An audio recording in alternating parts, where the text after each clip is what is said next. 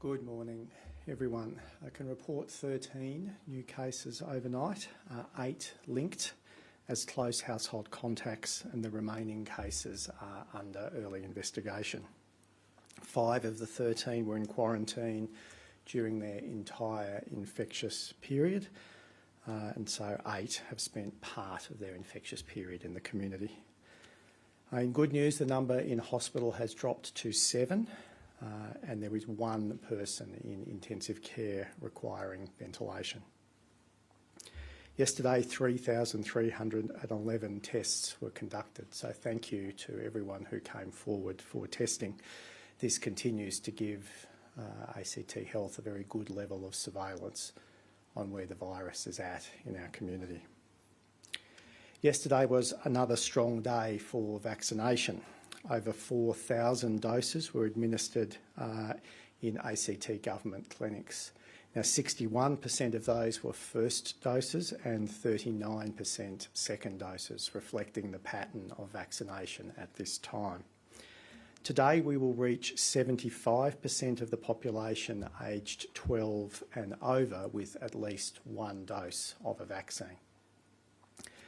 This number will continue to grow in the coming weeks, with around 70,000 people still waiting on a first dose through an ACT government clinic, and there will be tens of thousands more who will receive their first dose through a primary healthcare provider, either a GP or a pharmacist.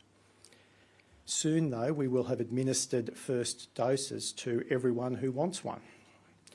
And then the balance of the vaccination program will shift to second doses, and it will significantly pick up pace. More than half of the ACT population aged 12 and above have now received 2 doses of a COVID vaccine. That is around 185,000 Canberrans. From Monday of next week, the ACT government will start taking bookings in our mass vaccination clinics for 12 to 15-year-olds. Bookings are also available for 12 to 15-year-olds through GPs and will be through pharmacists when the Moderna vaccine arrives. Now, as outlined in the ACT's path forward yesterday, vaccination is the main pathway to move safely beyond our current situation. When the nation moves forward with the national plan and crosses the 70% vaccination threshold in mid to late October and the 80% vaccination threshold in early to mid-November, the ACT's vaccination program will put our city in a very strong position to gradually reopen. We will support the work that is being undertaken nationally and locally to achieve a COVID normal life as soon as is possible. We will continue to contribute to the work of the National Cabinet, and this includes work, detailed work in this Friday's meeting that will focus on the health system capacity, locally, regionally in New South Wales and across the nation, on public health responses, test, trace, isolate and quarantine, TTIQ, and what that will look like through the 70, 80 and beyond vaccination thresholds, and the public health social measures, the public health restrictions, including how these relate to the national plan and crossing those 70 and 80% thresholds. Now, whilst COVID continues to circulate in our community and continues to circulate in communities just across the border, and we are in the process of increasing our community's vaccination coverage, restrictions need to remain in place. What we are looking to do, though, is to get as many people back to work as soon as we can. We are aware of the impacts on mental health of ongoing restrictions, and we will also be supporting mental health measures and prioritising, as restrictions ease, safe outdoor activity. Given our high levels of vaccination and the speed of our anticipated movement between 70% fully vaccinated and 80% fully vaccinated, we do not anticipate needing proof of vaccination to access public or private services in the ACT. We will move through phases of the National Plan to transition Australia's national COVID-19 response. Movement through each phase is triggered when the average vaccination rates across the nation, as well as in the ACT, have reached the required thresholds. As I mentioned earlier, this is anticipated to occur in mid to late October and early to mid-November for the 70% and 80% thresholds respectively. When looking to change our public health restrictions, we will consider those national and local vaccination rates, the levels of community transmission, especially the proportion of cases infectious in the community, our testing rates and our testing turnaround time so that we can quickly isolate positive cases, our ability to test, trace, isolate and quarantine through those transition phases is very important. We'll be focusing on how well the community and business are complying with the restrictions that are in place. We'll be looking at data on the effective reproduction ratio of the virus and the transmission potential within our community.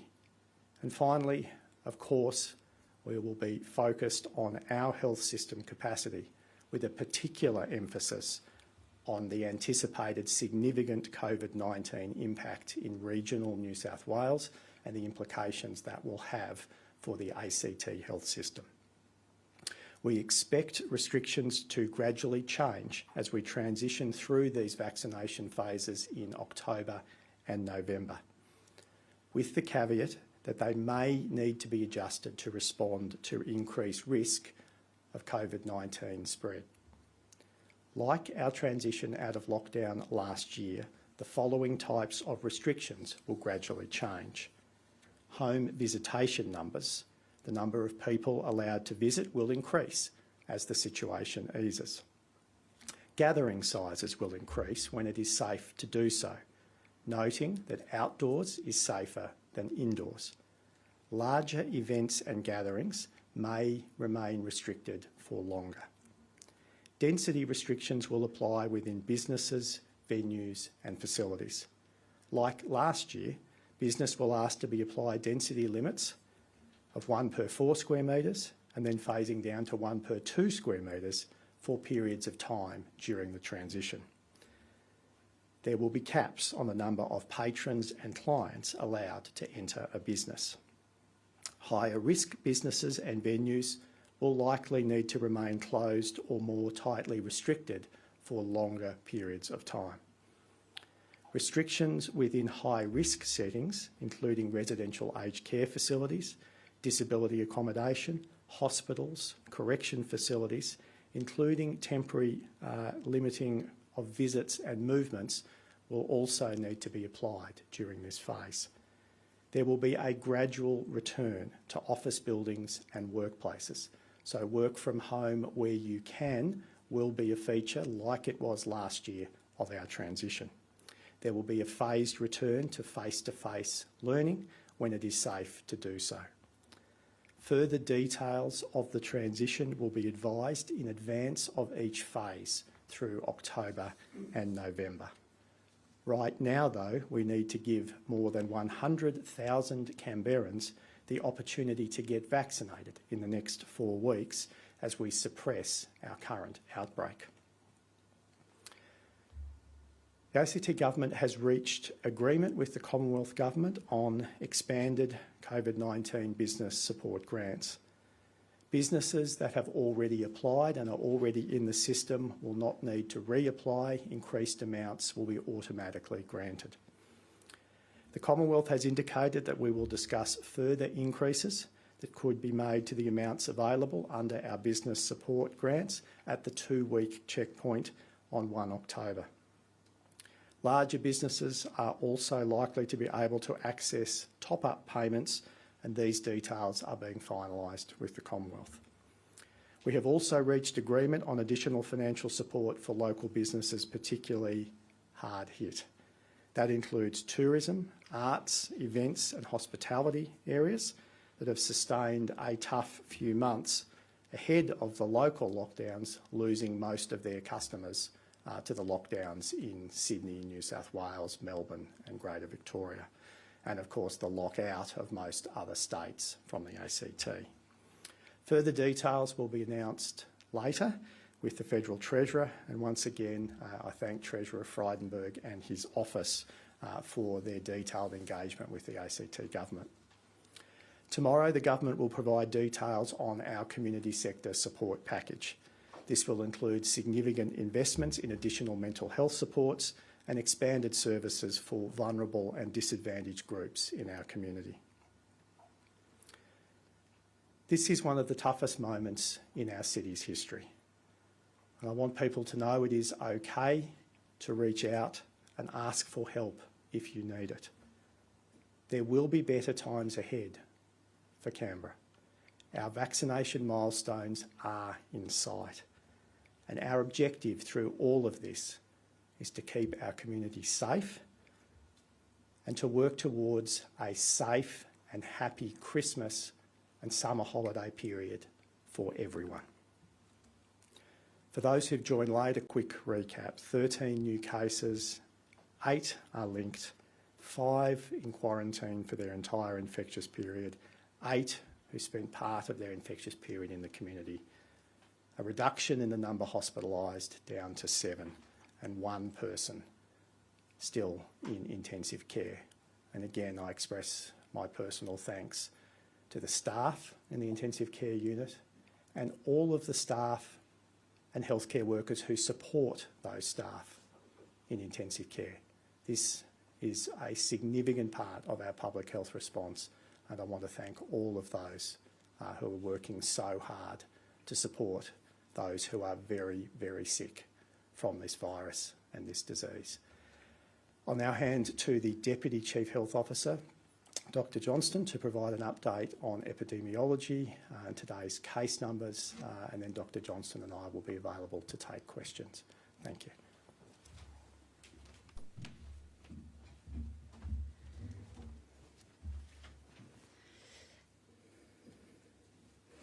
Good morning and thank you, Chief Minister. I'm Dr Vanessa Johnston, the ACT Deputy Chief Health Officer.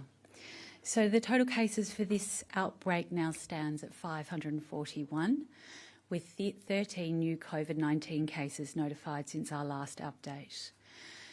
Thankfully, we continue to see people recovering, and our total number of recovered cases is now 298. That's 22 more than yesterday. Our team continues to manage 243 active cases. Of the new cases today, I can confirm that out of the 13, 8 can be linked to known cases or ongoing clusters, and 5 remain under early investigation. Out of the 8 that are linked to cases, all of them are known household contacts. Out of the 13, 5 were in quarantine during the whole infectious period and therefore no risk to the community. Of the remaining 8, all of them spent some time in the community for at least part of their infectious period. And I'm going to talk a little bit more about this at the end. So to 8 p.m. last night, we had 7 people in our hospitals. 1 of these was in ICU and 1 was ventilated. Of the total 7, 2 are fully vaccinated. That doesn't include the patient in ICU. 1 has received a dose. 3 are unvaccinated and 1 is unknown. Of the 7 in our hospital, our youngest patient is 56 years of age or in their 50s, and the oldest is in their 70s. So we now have almost 1,000 self-identified close contacts and 290 active public exposure locations. So please continue to keep up to date with the current exposure locations, as we always say on the ACT COVID-19 website. And if you've been to an identified location, please follow the public health advice. You may have seen today that the ACT Magistrates Court will be listed as a casual exposure site. This only applies to some areas, including the main foyer, the bail office, courtroom 2, and the foyer area outside courtroom 1 and 2. So the individual case was unknowingly infectious with COVID-19 at the time of appearing at the courts on the 10th of September. So if you've been to the ACT Magistrates Court on that day, please check the COVID-19 website later today for information about what to do. So that exposure site will go up shortly. We have no additional active public sites of transmission to add today and no new cases overnight linked to existing sites. I'd like to take this opportunity to remind you that if you have any symptoms at all, please don't wait to be tested. Please remember to go straight to the testing facility and straight home afterwards while you wait for your results. We are still seeing people infectious in the community, some of whom are attending essential work while infectious. This is why our social restrictions are so important to stop the spread of the virus while we're working towards our vaccination goals. We continue to have over 50 cases with unknown sources of transmission. This means there are cases of COVID-19 in the community that we are not aware of.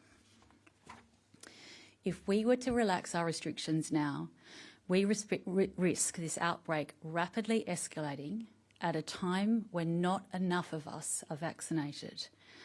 And therefore, we would see a proportion of cases with severe disease outcomes, including hospitalisation, ICU admissions, and even death.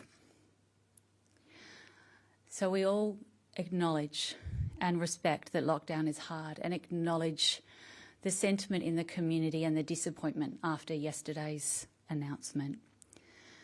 But if we continue to do the right thing now, if we stay the course, we'll be in a much stronger position to come out of the lockdown in the weeks to come. My shout out today is to the Health Emergency Control Centre logistics team. This really is a team of quiet achievers who are working hard to ensure that all of the different parts of the COVID-19 response have what they need to do their job. They ensure our on-site teams who are in the field supporting the response have all of the equipment that they need to keep those operations running smoothly and to keep staff safe. They keep us fed here in the HEC, which is really essential. They're a critical part of the response. We want them to know that their contribution doesn't go unnoticed. So thanks very much.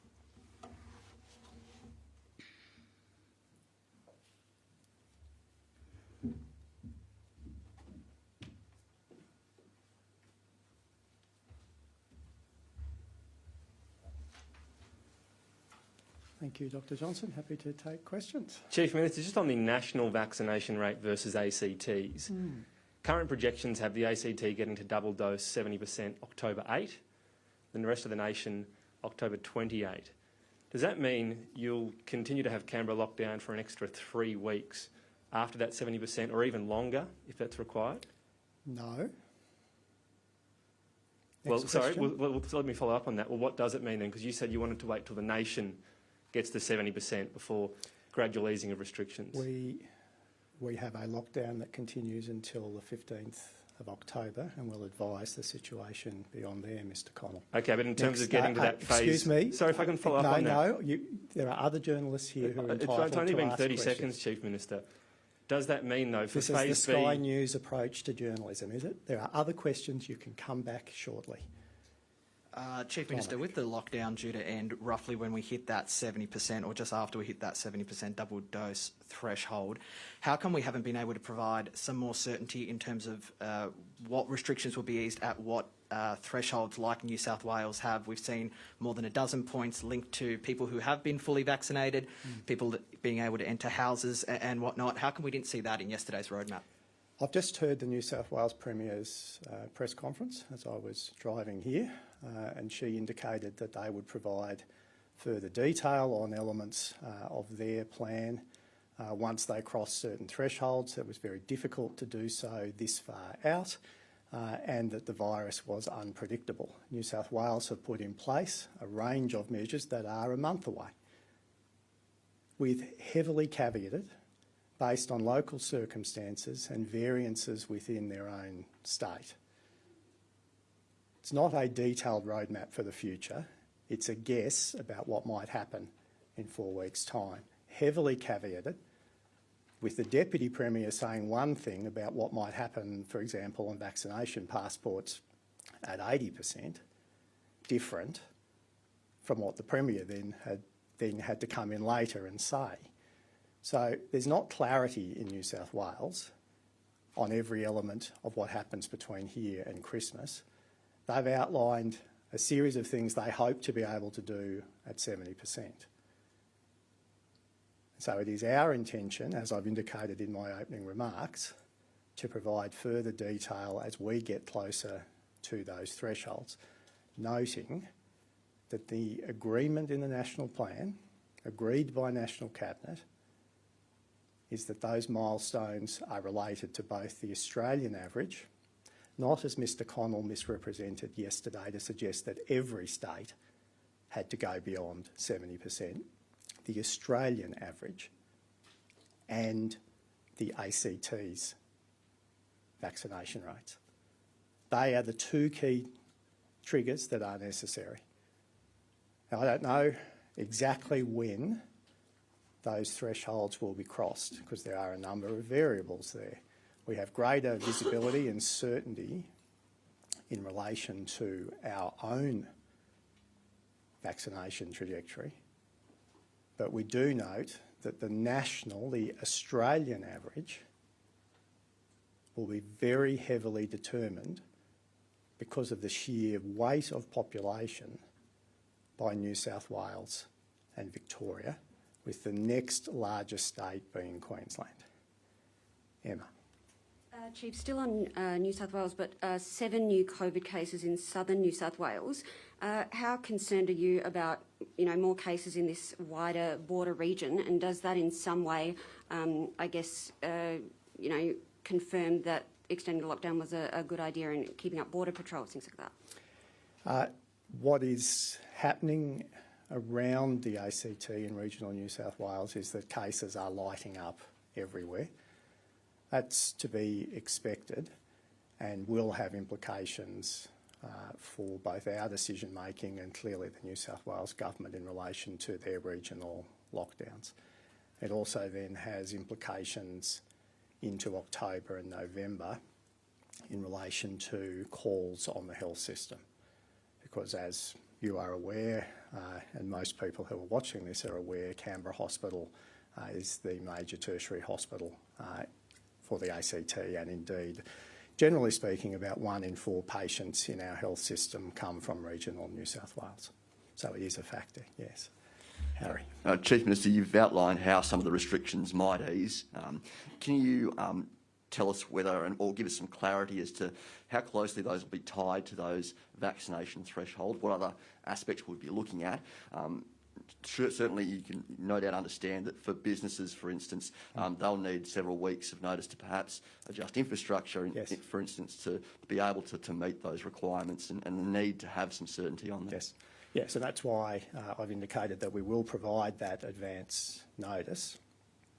The answer to the first question is that yes, vaccination thresholds are a very strong part of the decision making, but so too is the local case numbers and the ability to test, trace, isolate and quarantine.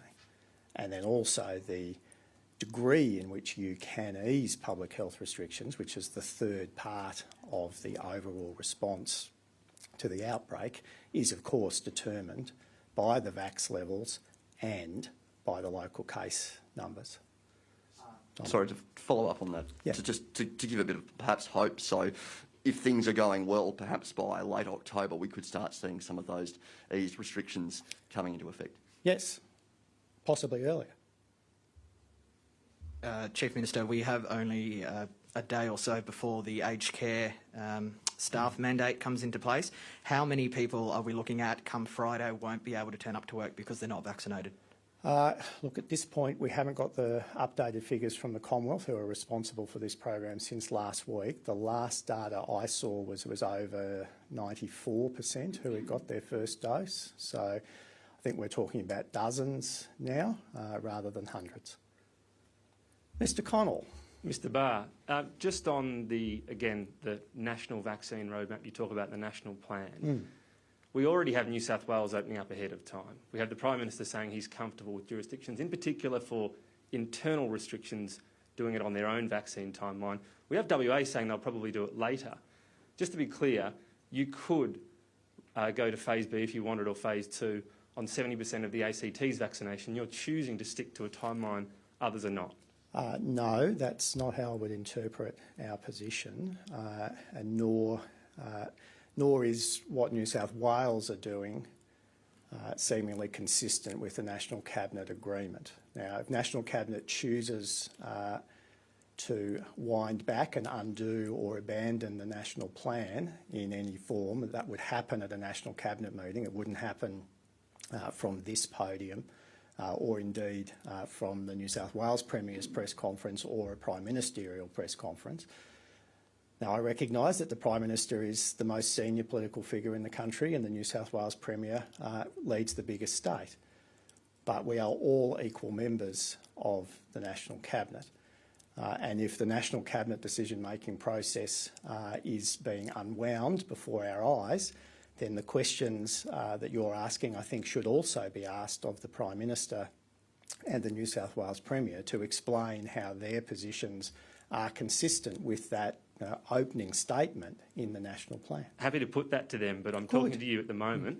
If I can ask about your approach, because as I said, New South Wales is going ahead. WA is already indicating it will go behind.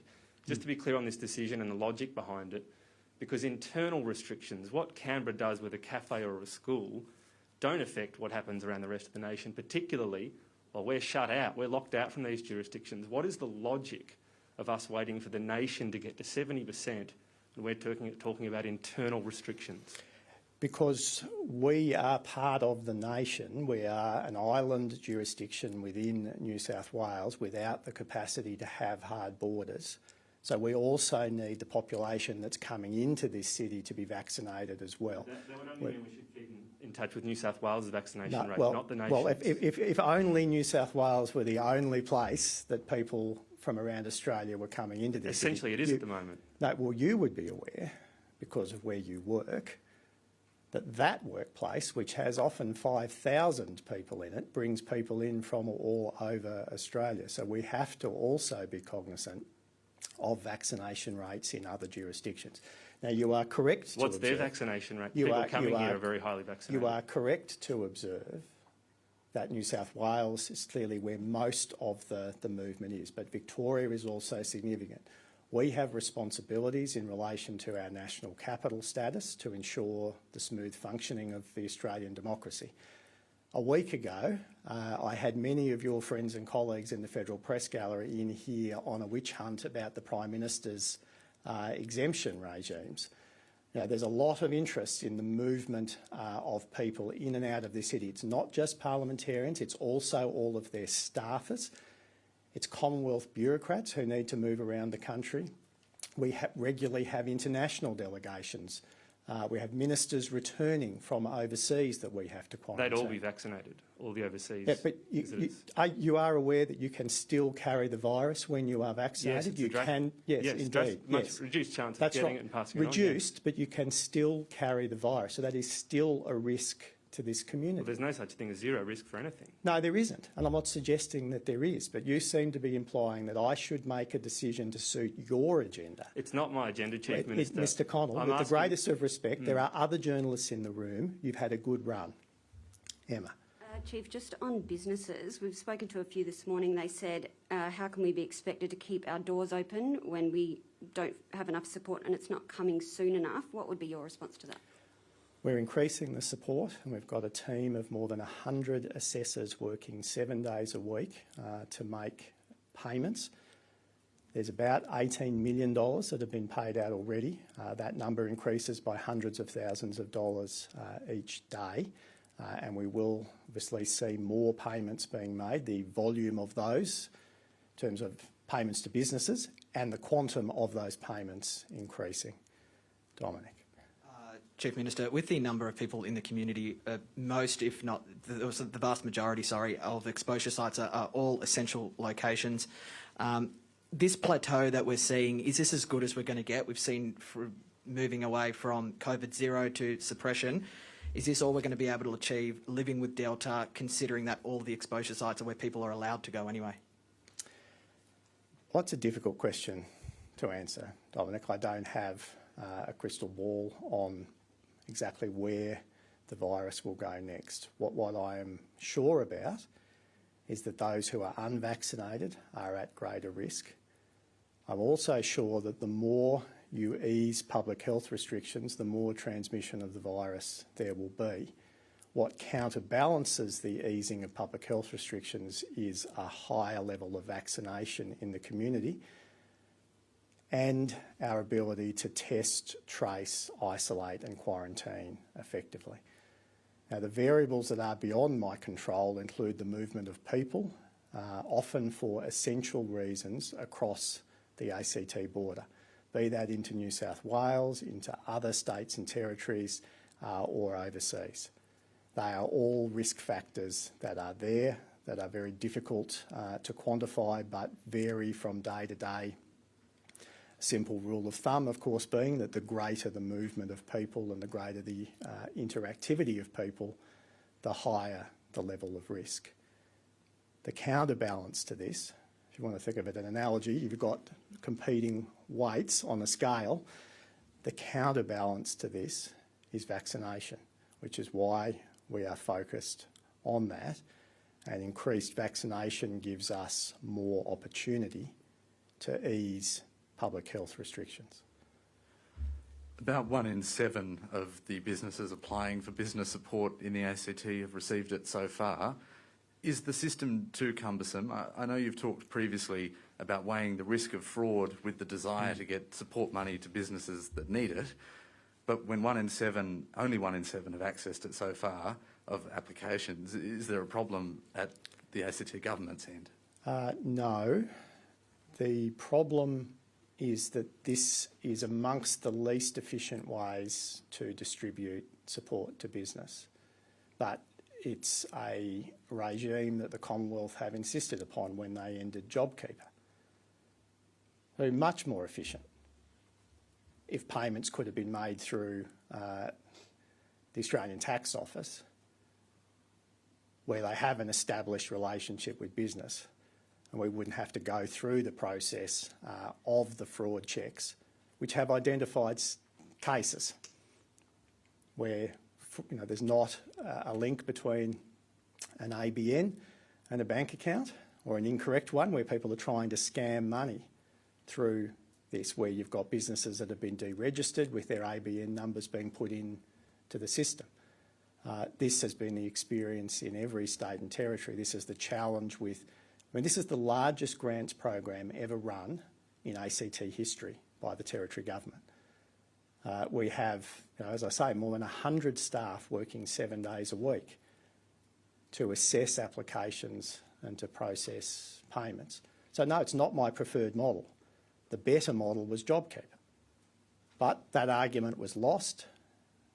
New South Wales had that argument with the Commonwealth at the beginning of their outbreak. And not even the considerable skills of the New South Wales Treasurer, Dominic Perrottet, and he wrote an opinion piece on this in the Daily Telegraph, outlining why JobKeeper would have been the better approach. But it is what it is, and so we are working to process those payments as quickly as we can, and we are noting to business that with the increased amounts, they don't need to reapply, that we will just automatically flow on the extra money that is available through the joint Commonwealth Territory Government funded initiatives. You already alluded this into your answer to Tom about double doses. Is there a concern about complacency in the community once people receive 2 doses? Is that a factor that you're looking at? There's now an increased number of people in the community with 2 doses, and when it comes to compliance with health directions, is there a concern that you might start seeing people ignoring those directions? I don't think ignoring directions. I wouldn't go so far as to couch it in those terms, but there would be an understandable sort of emotional feel, and you hear this when people know they've had their 2 doses and they've gone past the 2 weeks, so that the vaccine is effective. The vaccines work. that it's more a case perhaps of subconsciously letting your guard down a little. One thing I am concerned about is asymptomatic transmission from vaccinated people. So obviously you've all been to most of these press conferences, and every day we talk about people who are infectious in the community. Almost all of the time that is because they didn't know they had the virus. So the risk amongst the fully vaccinated section of the community is that you'll have a degree of asymptomatic transmission. So people won't even know that they've got the virus, so they won't know to come forward to get tested. So that obviously is a challenge. A part of the answer to that is rapid antigen testing. That will be part of the solution, I suspect, over the tail end of spring and into summer, and needs to be part of our TTIQ armoury, because there will be breakthrough infections. That's the overseas experience, and that's been the Australian experience. So I'd identify that as the major risk, because then, of course, that fully vaccinated person who doesn't know they have the virus is out and about in the community and spreading it to the proportion of the community who are unvaccinated, and that's a challenge. It's a wicked challenge, and I'm not sure that we can fully address it. All we can do is get more people vaccinated and see if we can get quicker and more sophisticated testing that can shorten the time frame in terms of the exposure risk to the rest of the community. It's something that the nation needs to work on. So is that why you're not looking at additional freedoms for the fully vaccinated as opposed to those who are only partially or not vaccinated? It's, again, another contributing factor. The other point, I think the principal point here is that, everyone likes to see New South Wales as the benchmark. The Premier this morning in her press conference was very strong on the point that at their 70% threshold, double vaccinated people will have certain freedoms. But she was equally strong to say that they haven't yet made up their mind about what will happen at 80% or beyond. So a question that those of you who have the opportunity to ask questions of the New South Wales Premier, and I get that at National Cabinet, so I will ask it on Friday, is what happens at 80%? Is the vaccine passport just about the transition from 70 to 80, or is it proposed to be in place for a longer period? And if so, how long? For the rest of the pandemic? Years? Or is it to be a permanent feature of Australian society? Another question would be, are we going to extend the vaccination passport to other infectious diseases? There's a lot of work going on to combine COVID-19 shots, boosters, with flu shots. Are we going to require that people show a vaccination certificate around their flu vaccination? What about measles, rubella, whooping cough, polio? Are we going to require, is this a new part of Australian life? These are questions that will need answers. The other questions that clearly follow are who is enforcing this? Now, the New South Wales Premier has not ruled out hefty fines for business that inadvertently serve an unvaccinated customer. Think about that for a moment. Do we want our police forces going around checking on individual businesses and individual transactions as to whether a business has served an unvaccinated customer? Is that the sort of Australia we want to live in? Is that a permanent feature of our future? Or is it just about a transition between 70 and 80%? Now, if it is just about a transition between 70 and 80%, you could mount an argument that that is proportional. My response to that in the ACT context is that that period could be as short as 5 days. So why would we put in place such a complex set of arrangements for 5 days? I think that's a legitimate question to ask. Chief Minister, on that answer, you said New South Wales had restriction easement in mind for 70%, not at 80%, given that we are almost 3 weeks away from that 16 plus hitting that 70% in the ACT? How come we don't have any more concrete restrictions, a plan to ease restrictions like that, and then wait for 80 as that approaches? Well, we announced yesterday that there would be a checkpoint in 2 weeks. And then we announced that our current lockdown goes until that period in mid-October. So we will have opportunity, once we have further information on our local case numbers and confirmation that our vaccination rates are going to reach the thresholds at the times that we are currently projecting, to be able to give that level of information and to give sufficient notice. So I understand that there's probably not a Goldilocks point at which it's too soon or too far away, that there will be a variety of views on that as to how much notice you need to give. But certainly I think you can rule out extremes. So we're not going to give 1 day's notice of significant change, and nor can we give 1 month or 2 months' notice of significant change. But we can give sufficient notice, and a rule of thumb here would be around a week in advance of where we would hope to be. Now that could be 5 days, could be 8 days. Don't hold me to 7 days and 1 minute and 9 seconds, but let me be very clear that we will give advance notice. But we need the information to be able to make those decisions assessed against the criteria that we've outlined in our forward plan and against the developing criteria that will come out of the National Cabinet meeting on Friday. Because as many people who have taken the time to actually read the National Plan would observe, there are a lot of things in there that have to be determined against them or are couched in the terms of this may happen, not that this will happen. Now, I expect there to be a further layer of detail because I know it's on the agenda for National Cabinet on Friday. Whether it is resolved conclusively on Friday afternoon, I don't know yet. It may take a subsequent meeting, but there's still time ahead of the end of our lockdown and ahead of crossing those thresholds to make those decisions and to communicate them with business and with the broader community. So that is our intention.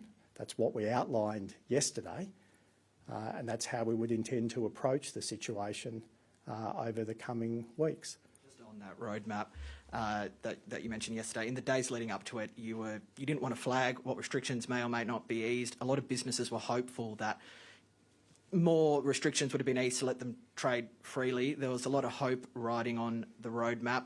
It's been met with disdain for being too vague and for not doing enough for the sector. Was it unfair to bill it as a roadmap, considering that a lot of the points that were listed and for further checkpoints were stuff that we already kind of knew we had to assess in the future? I think it was the media who characterised it as a roadmap. We said it was a pathway forward. We'd outline our next steps. Now, there's a lot of shorthand, and I get this. You've got 7-second bulletins, 7-second grabs and 30-second stories and all of that, and I get that you've got to give a summary, because this press conference is now at the 45-minute mark. You've got to give a summary of things. But there was almost no reporting yesterday on the detail of what I've just gone through today.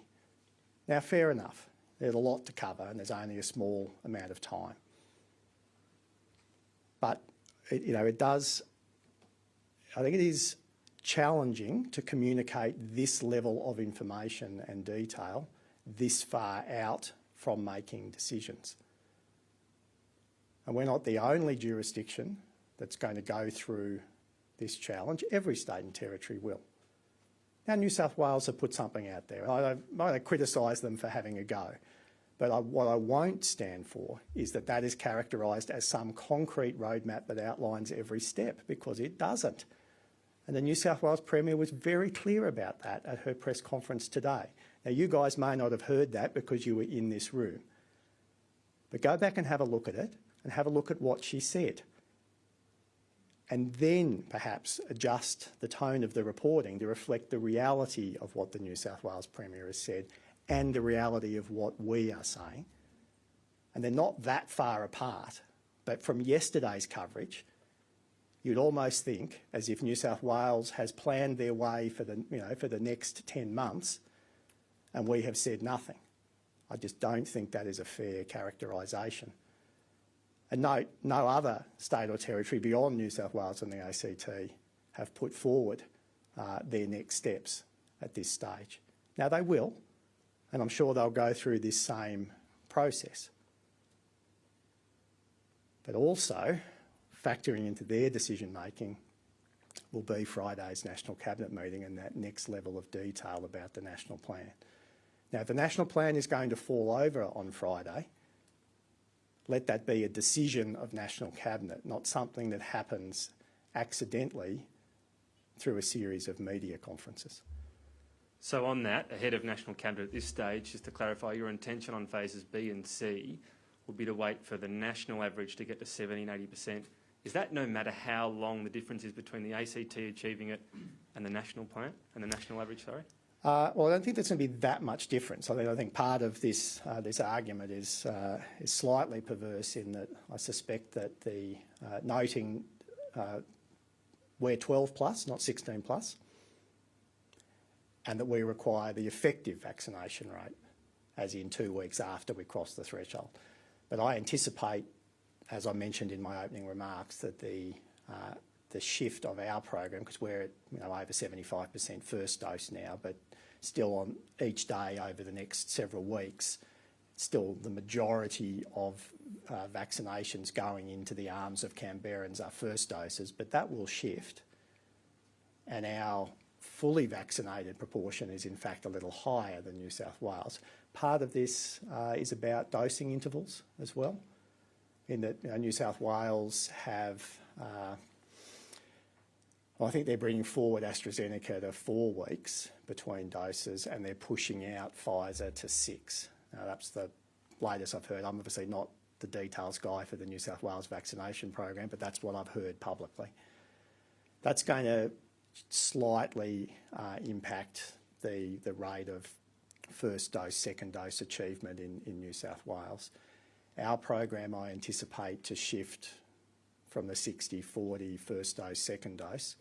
That will reverse pretty soon, that 60% will be second dose, and then once you get into the middle of October, it's going to be predominantly second doses. But we are vaccinating the kids, the 12 to 15-year-olds. I note the Australian government started reporting on that as well, which is a good thing. But we want our 12 to 15-year-olds vaccinated. We also want to vaccinate the parents of primary school age kids, because all of that enables a safer return to school. And even though that's the national plan actually says 16 plus, which you say you're sticking to, but you're using 12 plus as a metric. So well, you're happy to diverge from the plan in that element? In terms of the reporting on the national plan, it's 16 plus, but I've indicated because we have vaccines available, and every state and territory is doing this, is also vaccinating 12 to 15. No, I understand that, and they're all now eligible as of Monday just passed. But what I'm asking about is the national plan which you're talking about adhering to. Yep. So that is a 16 plus measure. That's what the national plan is. Yes. Whatever the gap is between ACT. I take what you say. There are a lot of variables. We'll see what happens in Victoria. They've pushed out the Pfizer gap, for example. So they might be a little bit later than expected. Queensland's lagging. Who knows what happens? But whatever that gap is, whether it be a week, 5 weeks, you will stick by that. You'll wait for the national average. No, I think you are slightly misinterpreting my position, but the national average, whilst ever that remains in the national plan at the 16 plus, then that's what we've signed up to.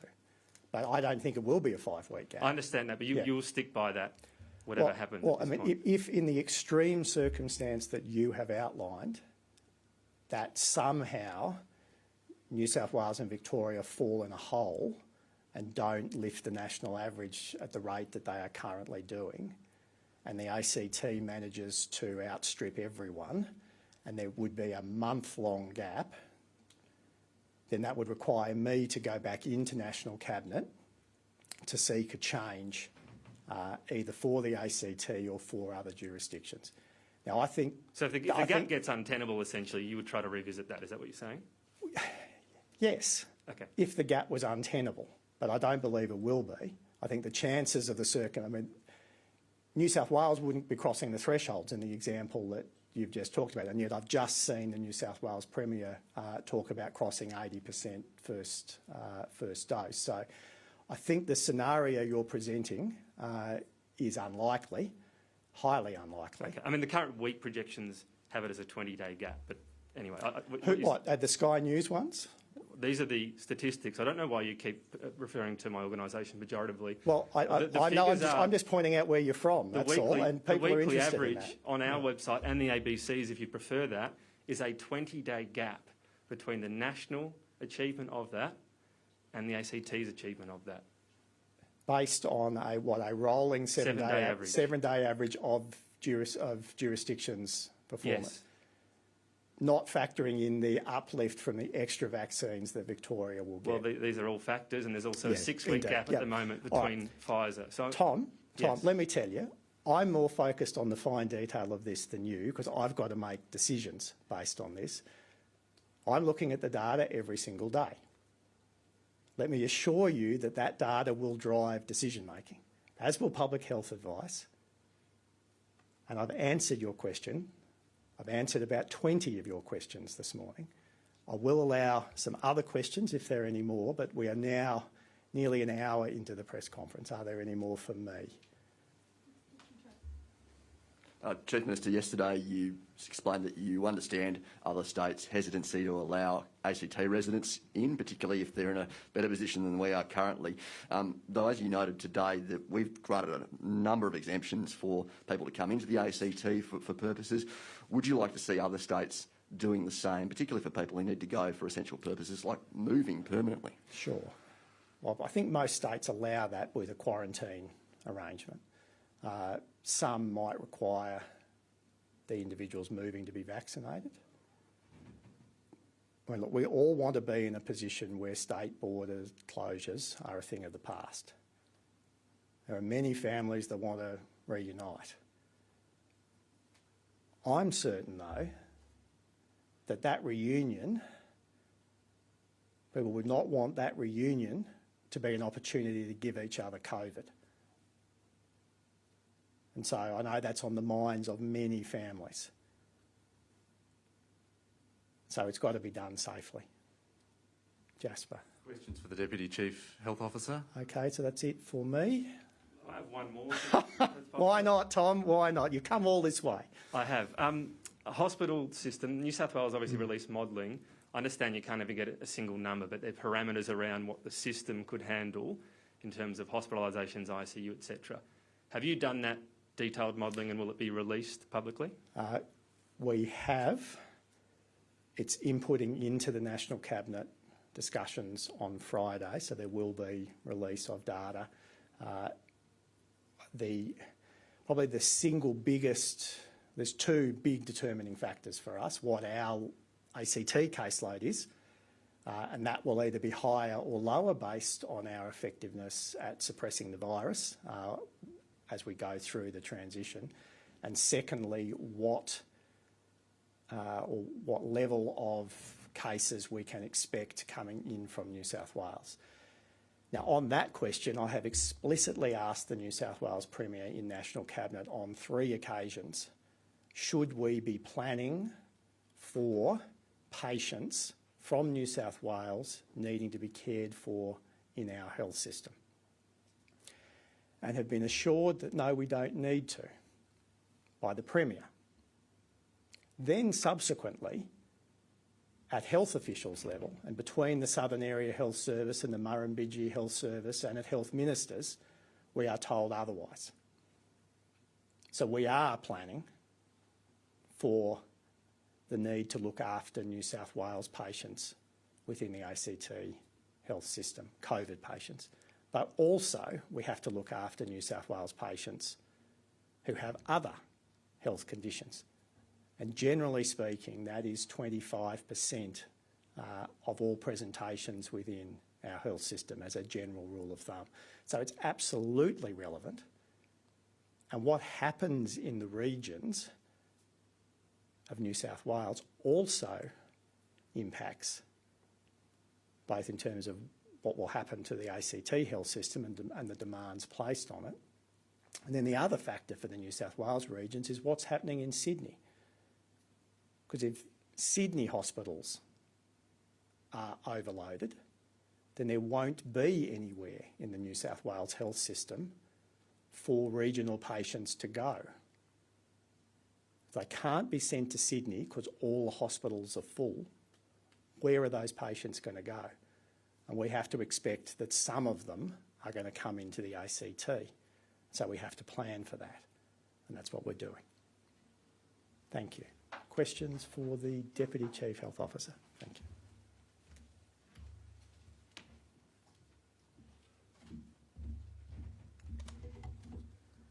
Dr. Johnston, I'm interested in understanding more of the detail around the evidence that ACT Health has relied on to make its decisions to keep schools closed and to keep the majority of students away for a period that currently extends beyond the projected end of the lockdown. The Murdoch Children's Research Institute says that COVID-19 has less of an impact on younger people. Given that, and given that they say that the impact of school closures has a greater impact in mental health for students, what's the ACT's justification for keeping schools closed as long as it intends to? Yeah, I think the announcements yesterday that Year 12 will return in the first week of term, then Year 11 2 weeks, were preliminary announcements. There certainly will be more to say in coming weeks around the plan, and I think that was identified yesterday. I think it's absolutely true that the evidence suggests that severity in children is reduced compared to adults. But it's also absolutely true that we have seen significant outbreaks in primary schools, early learning centres, more so, I think, than high schools. Here in the ACT and in other jurisdictions, and that it will mirror community transmission in schools.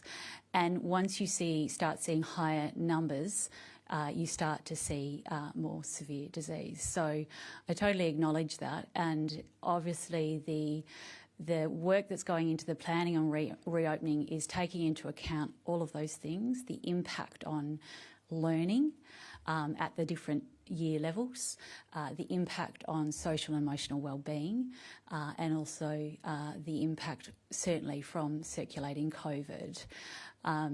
So I wouldn't say that we have projected for schools to go back a lot later down the line. I just think the planning is still underway and there'll be more to be said about that.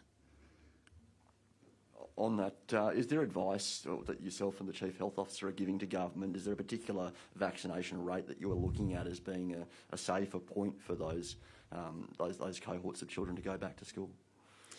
Oh, look, I think it very much, again, aligns with the population vaccination coverage, the thresholds that we're aiming to get in Phase B and C. It's wonderful now that we can offer the opportunity of vaccination for 12 to 15-year-olds and 16-year-olds.